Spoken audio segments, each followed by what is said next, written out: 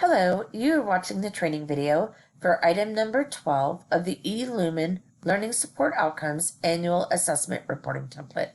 From the introductory video, you already know where to access eLumen, logging in to ensure your role as department coordinator, and you've selected the appropriate student service or learning community that you are reporting this annual assessment for. You've selected strategic planning, clicked on initiatives, and then clicked on the link to open and resume editing of your LSO Annual Assessment Reporting Template. For the purpose of this training video, I will be using the Counseling Office. As mentioned in previous videos, items number 1 through number 12 have been repeated in this template to allow for the reporting of up to 4 LSOs in a given annual cycle. You do not have to report on 4 LSOs. However, there is space in this template for you to do so. So please note, if you do have more than one LSO, you will repeat steps number 1 through 12 by watching the training videos or referring to your user guide to complete an additional LSO reporting if you are doing so and it has been assessed in this annual cycle. So for the purpose of this video, I'm showing you the reporting of LSO number 1. Again, just repeat the training videos for additional LSOs. Using the scroll bar, I'm going to scroll down to item number 12 under LSO number 1. LSO number 1, item number 12. List and attach any relevant supporting documentation that are part of this report. For example, data charts, completed quizzes, observation records, etc. So here I'm going to list what I'm going to upload. After I list it, I will show you how you can upload the documentation. I position my cursor in the text box below item number 12 and begin typing.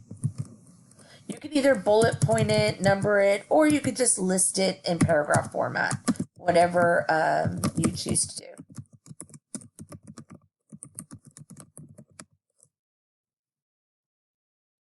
After I'm done listing it, I use the scroll bar to scroll back up to the section header title, Learning Support Outcome number 1.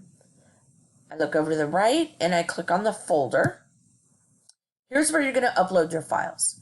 To upload your file, you click on the Upload Files button, and this little drag and drop box will appear. So you can either drag your files and drop them in the gray box like so, or you can either click in the middle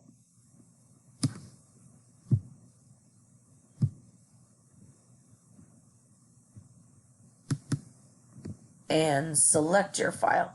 Please be sure before you do this item for LSO number 1, you want to, and any additional LSO reporting, identify your student service or learning community in the title of the document, as you see here. So I highlight this, the file name appears here, I select the open button, and then I see my files right there. It will not upload unless you click on the blue upload button. So after I've ensured that I've uploaded it, or it's there, the correct file, I click the upload button. Now note, it won't allow you to put multiple files at once. So if I have more than one file that I'm uploading, I'll need to click on the upload files button again and repeat that process. Now I see that my file's here. Let's say I make a mistake and oops, I selected the wrong folder, or maybe I've edited it and want to upload the new version. I can click on the checkbox next to the title. I can delete it. I can share it as a link, and I can also download it.